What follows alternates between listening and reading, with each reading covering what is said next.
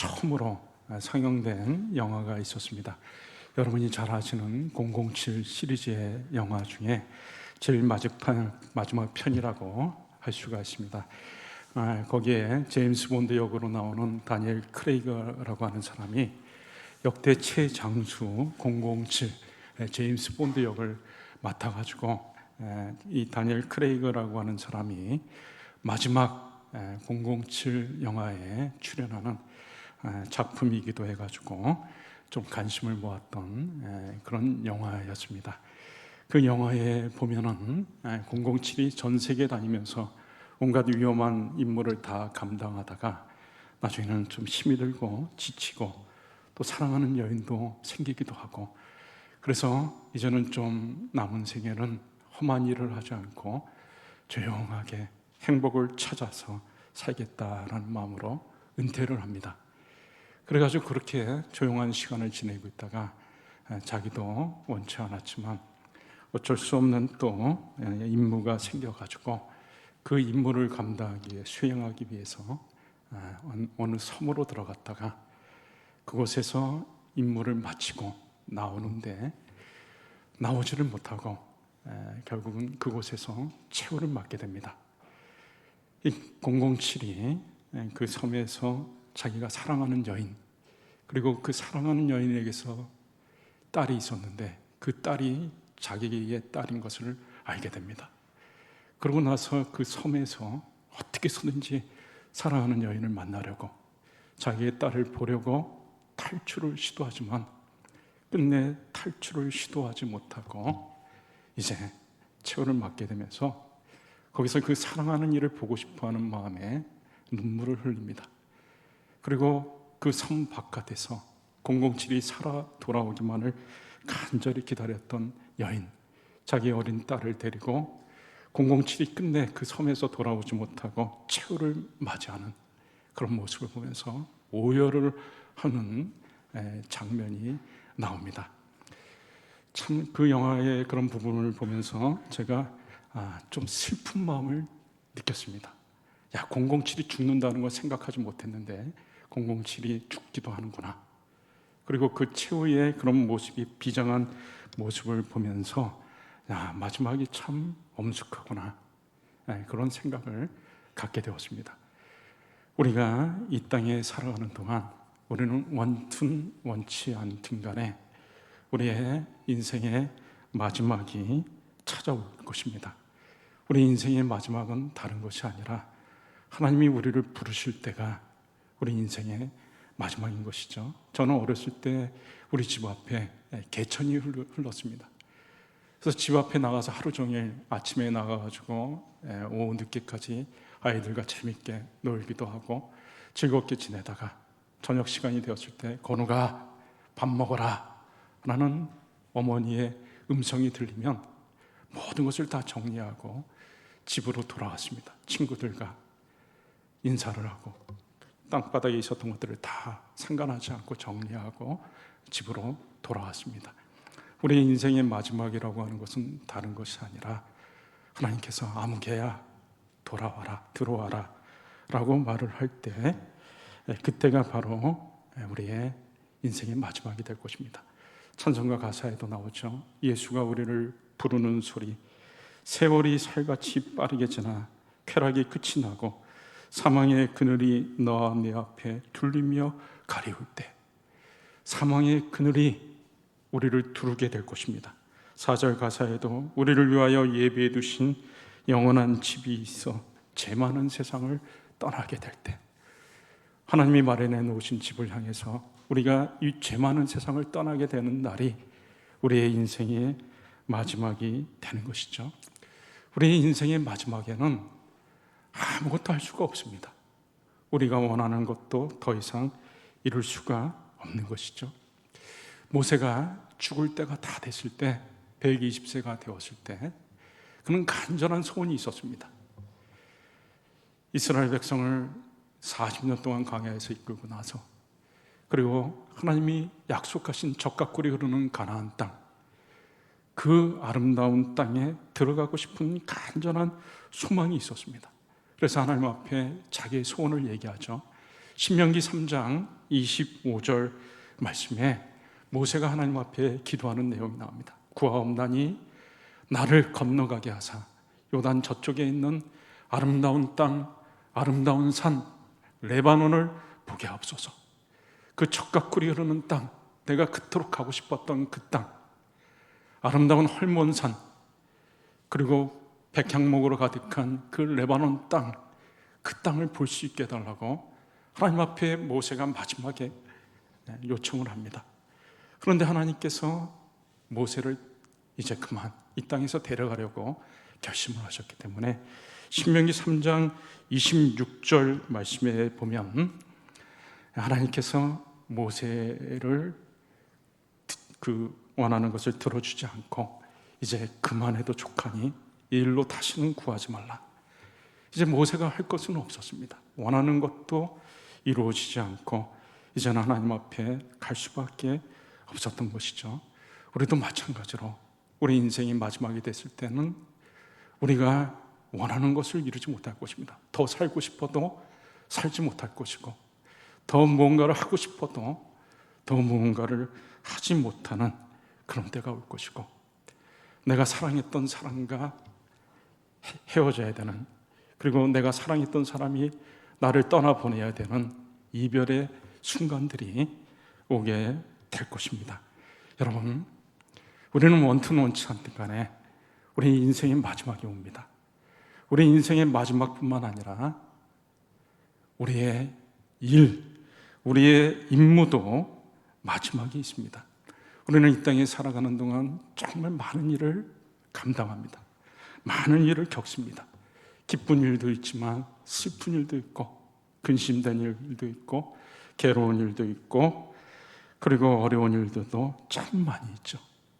찬송가 486장에 이 세상에 근심된 일이 많고, 그리고 또 참 이 세상에 공고한 일이 많고 참 쉬는 날 없었구나.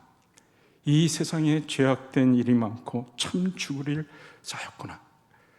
우리가 이 땅에 살아가는 동안 많은 힘든 일을 겪으면서 아파하고 슬퍼하고 눈물을 흘리고 또 수고의 땀도 흘리죠.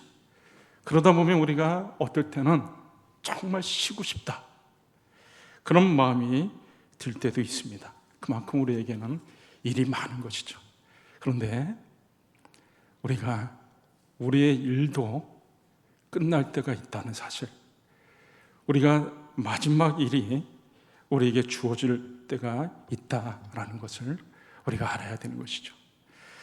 민수기 31장 1절 2절 말씀에 보면 모세가 죽을 때가 됐을 때 모세에게 마지막 임무가 주어집니다. 하나님이 모세에게 이스라엘 자손의 원수를, 미디안에게 원수를 갚으라. 그리고 너는 네 조상에게로 돌아갈 것이다. 모세가 죽음에 대해서 얘기를 하면서, 모세의 죽음에 대해서 얘기를 하면서 마지막 임무는 이스라엘의 원수 미디안과의 전쟁을, 그것을 치를 것을 하나님께서 말씀하신 것이죠. 우리도 열심히 일을 하다 보면 언젠가는 하나님께서 우리에게 맡겨주신 마지막 일에 봉착하게 될 것이고, 그리고 그 임무가 끝나면 우리의 생도 끝나게 될 것입니다. 그렇기 때문에 우리는 우리에게 주어진 일들, 사명, 우리가 감당해야 할 역할들을 열심히 감당해야 되는 것이죠. 오늘 본문에 보면 세례 요한은 어렸을 때 태어나기 전서부터 하나님께서 특별하게 세례 요한에게 역사하신 것을 알 수가 있습니다. 세례 요한의 아버지 사가랴가 그 제사장으로서 역할을 감당할 때 하루는 분향을 하다가 주의 천사 가브리엘을 만납니다. 이 천사가 세례 요한의 아버지 사가랴에게 이제 너에게 아들이 태어날 것이다. 그리고 그 이름을 요한이라고 하라. 그리고 그 아이는 주 앞에서 큰 자가 될 것이다. 그리고 그 아이는 모태로부터 성령 충만함을 받은 자이고, 이제 머리에 포도주나 독주를 마시지 말고 어렸을 때서부터 나시린으로서 살 것을 명하였습니다. 그리고 이 세례 요한은 태어날 때서부터 놀라운 하나님의 역사가 있었고, 그리고 하나님의 손이 함께하는 것을 통해 가지고 많은 사람들이 세례 요한이 삶이 어떻게 될지를 기대하게 되었습니다. 누가복음 1장 80절 말씀에 보면 아기가 자라여 심령이 강하여지며 이스라엘에게 나타나는 날까지 빈들에 있으니라. 이 세례 요한이 자라면서 점점 강해집니다. 그리고 어느 정도 나이가 됐을 때 광야, 빈들로 나갑니다. 빈들에서, 이 광야에서 생활을 하게 됐는데, 여러분, 광야는 거친 곳이죠. 긴밤 지새우고, 그 노래 아침 이슬 가사에 보면 태양은 묘지에 붉게 타오르고 한낮에 찌는 더위는 나의 시련일지라 나 이제 가노라 저 거친 광야에. 이 광야를 태양이 묘지에 붉게 타오르고 한낮에 찌는 더위, 그리고 저 거친 광야를 거친 곳으로 표현했습니다. 여러분, 그런데요, 우리나라 광야는 세례 요한이 있었던 유대 광야와 비교하면 광야도 아닙니다. 중동 지방의 광야는 얼마나 뜨거운지 폭염이 살인적입니다. 그래서 그 한참 더울 때는 거기서 있으면 목숨을 잃습니다. 그래서 성경에서는 이 해가 막 뜨겁게 비치는 것을 가리켜서 사람을 해치는 곳으로 표현을 하고, 그늘을 오히려 하나님의 보호로 이렇게 비유할 때가 많이 있죠. 이 세례 요한은 힘든 광야 생활을 했습니다. 거기서 먹는 것, 입는 것, 잘 것 다 해결해야 됐는데 먹을 것이 광야에 무엇이 있었겠습니까? 그래서 메뚜기와 석청을 먹었다고 그랬는데, 우리가 생각하는 그 메뚜기, 날아다니는 메뚜기를 얘기하는 것이 아니고, 이스라엘에 가면 메뚜기 모양으로 생긴 풀이 있습니다. 그걸 메뚜기라고 하는데, 이 세례 요한이 그 풀을 먹고 석청을 먹고 약대 털옷을 입고 그렇게 지냈던 것이죠. 세례 요한이 왜 광야에서 그렇게 힘든 생활을 했을까요? 그것은 요한복음 1장 23절, 우리가 읽지는 않았지만 23절에 보시면 이르되 나는 선지자 이사야의 말과 같이 주의 길을 곧게 하라고 광야에서 외치는 자의 소리로다. 세례 요한은 이사야 선지자가 예언한 대로 자기의 사명이 광야에서 외치는 주의 길을 예비하는 그 사명을 가진 것을 알았기 때문에 광야에 가가지고 그렇게 힘들게 메시아를 증거했던 것입니다. 내 뒤에 오시는 분이 계신데 그분은 참으로 놀라우신 분이다. 내가 신발끈을 매기에도 감당치 못할 그런 분이시다. 그리고 그는 회개의 세례를 베풀면서 백성들을 우리 주님 앞에 서게 하려고 그렇게 애썼던 것이죠. 찌는 듯한 더위에서, 그때 세례라고 하는 것은 물 속에 들어가가지고 집어넣었다 꺼내는 것입니다. 여러분, 그때 당시에 무슨 탈의실 같은 시설이 있었겠습니까? 그 찌는 더위에 요한이 약대 털옷을 입고 물속에 들어가서 세례를 주고 계속 그 일들을 하면서 얼마나 그 일이 힘들고 어려웠겠습니까? 이 세례 요한은 그저 하나님의 말씀 붙잡고 선지자 이사야가 예언한 대로 광야에서 외치는 소리가 되기 위해서 그 광야에 나가서 주의 길을 예비하며 그 고생을 감당했던 것입니다. 그리고 그는 최선을 다해서 사역을 감당했습니다. 원래 세례 요한이 사역을 하던 곳은 유대 광야였었는데 그가 요단강 동쪽에 있는 베단이라고 하는 지역으로 자리를 옮깁니다. 그가 왜 사역지를 옮겼는가 하면은 그가 예수님을 빨리 만나려고 그렇게 했던 것입니다. 이스라엘은 저 북쪽에서부터 남쪽으로 요단강 줄기가 이렇게 흘러가고 있습니다. 예수님이 갈릴리에서부터 시작해가지고 오실 때 이제 세상 죄를 짊어지시고 예루살렘에서 죽으셔야 되기 때문에, 종교 중심지인 예루살렘을 향해 모든 것들이 이루어지기 때문에 예루살렘으로 가는 길목에 제일 가까운 곳이 바로 베단이었습니다. 그래서 세례 요한이 그 베단이라고 하는 곳에 가가지고 예수님을 증거하기 위해서 예수님을 기다리면서 그곳에서 많은 사람들한테 세례를 준 것이죠. 그런 예수님을 만나기 위해서 최선을 다했습니다. 그리고 그렇게 사역을 감당하는데 문제가 있었습니다. 그 문제는 무엇인가 하면 이 세례 요한이 예수님을 증거해야 되는데 예수님의 사명이 뭔지는 알았습니다. 세상 죄를 짊어지고 이제 가시는 하나님의 어린 양이라고 하는 것은 알았지만 진짜 문제는 이 세례 요한이 누가 예수님인지를 몰랐던 것입니다. 예수님이 누구인지를 몰랐던 것이죠. 예수님의 사명에 대해서, 메시아의 사명에 대해서는 알았지만 누가 예수님인지는 알지 못했습니다. 여기 31절 우리가 읽은 31절에 보시면 나도 그를 알지 못하였으나 나도 그를 알지 못하였다. 33절에도 나도 그를 알지 못하였으나 지금같이 통신이 발달한 때가 아닙니다. 인터넷이 발달한 때가 아닙니다. 카메라도 없습니다. 예수님을 본 적이 없습니다. 그런데 예수님을 사람들한테 나타내야 되는 사명이 있었던 것이죠. 그래서 예수님에 대해서 증거하면서 단지 내 뒤에 오시는 분이시다, 누구라고는 얘기를 못하고 내 뒤에 오시는 메시아가 있는데 나도 그를 알지는 못한다. 그렇지만 세례 요한은 베다니에서 예수님을 기다렸습니다. 그렇지만 결정적으로 예수님을 알아볼 수 있는 그 증거 하나는 가지고 있었던 것이죠. 그것이 무엇입니까? 여기 33절 말씀에 하나님께서 가르쳐 주셨는데 나도 그를 알지 못하였으나 나를 보내어 물로 세례를 베풀라 하신 그이가 나에게 말씀하시되 성령이 내려서 누구 위에 머무는 것을 보거든 그가 곧 성령으로 세례를 베푸는 이인 줄 알라. 하나님께서 세례 요한에게 한 가지 가르쳐 준 것이 있습니다.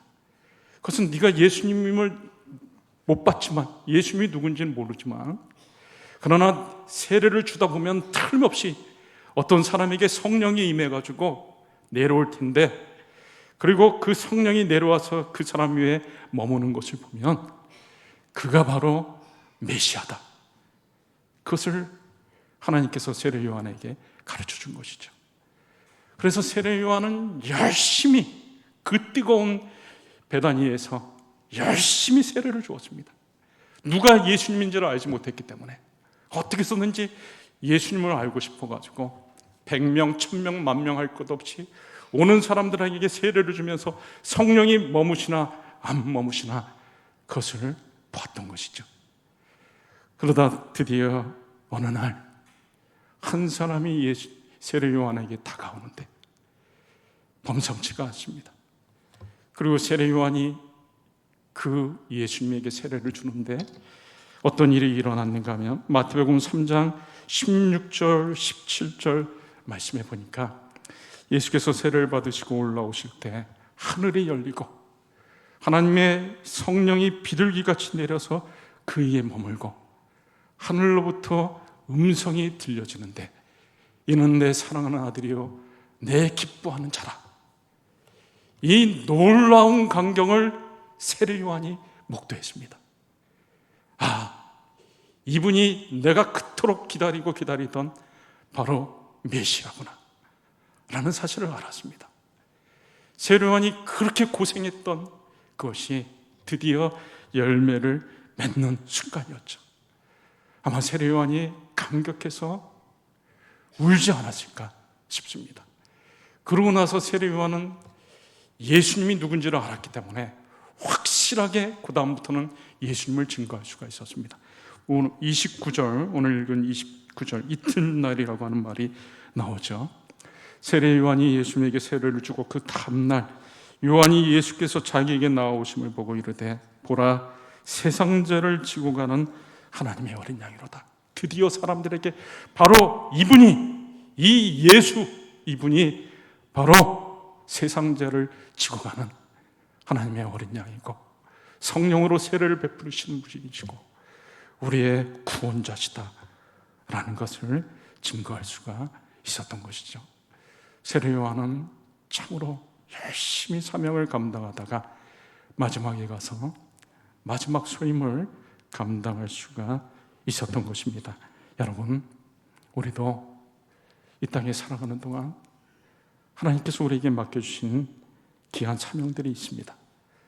우리는 우리에게 맡겨진 귀한 사명을 우리도 잘 감당해야 되는 것이죠.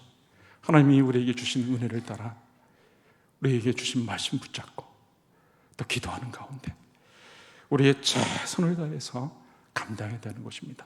5달란트 받은 자처럼, 2달란트 받았던 자처럼 우리에게 있는 재능, 우리에게 주신 건강, 우리에게 주신 물질, 우리에게 주신 시간, 이런 것들을 가지고 열심히 노력해서 하나님께서 우리에게 맡겨주신 귀한 사명 감당하려고 애를 써야 되는 것입니다.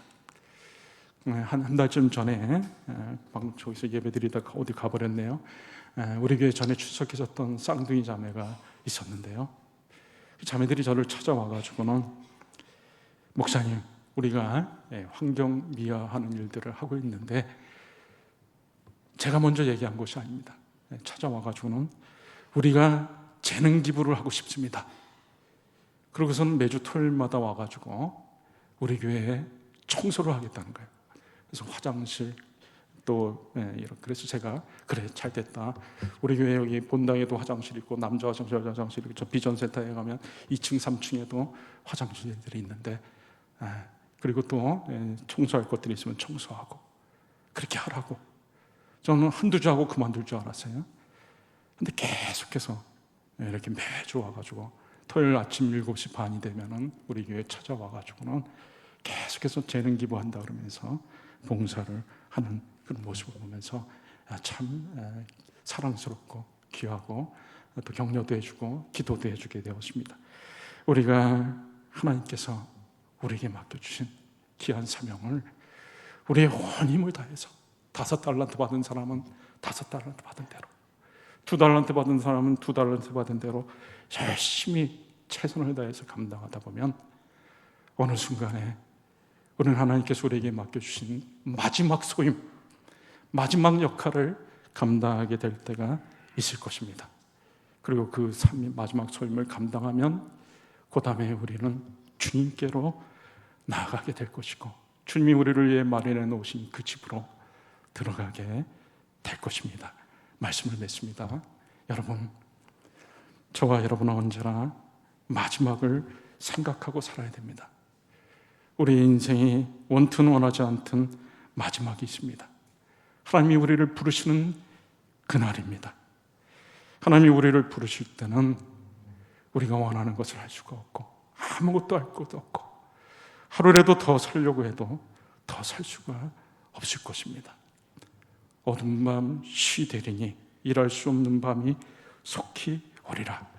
그날이 오기 전에 우리에게 맡겨진 귀한 사명들, 우리에게 주시는 은혜를 따라 최선을 다해 열심을 다해 감당하고 그리고 주님 앞에 기쁨으로 나아갈 수 있는 저와 여러분이 다 되실 수 있기를 주의 이름으로 축원합니다. 이 시간에 우리 같이 한번 말씀 붙잡고 기도할 때 하나님, 우리의 인생의 마지막이 곧 도래할 것을 압니다. 우리에게 맡겨진 귀한 사명 최선을 다해 주님 주신 은혜를 가지고 우리가 열심을 다해 감당하다가 주님 마련해 놓으신 집에 들어가는 저희들 되게 없어서 우리 한번 같이 기도